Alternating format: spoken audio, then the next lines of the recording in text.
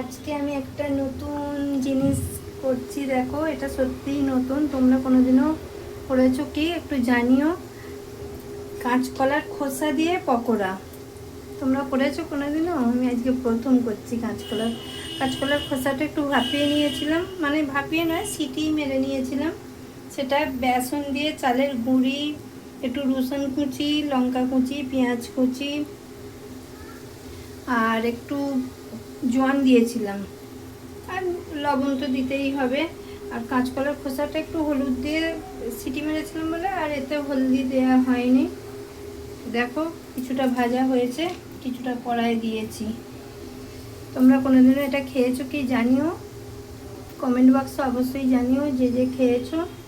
আর গরম গরম হতে খেলাম একটা করে, ভালোই লাগলো খেতে। যদি না খেয়ে থাকো একবার করে খেও। চলো, সবাই খুব ভালো থেকো, সুস্থ থেকো, সবাইকে টাটা।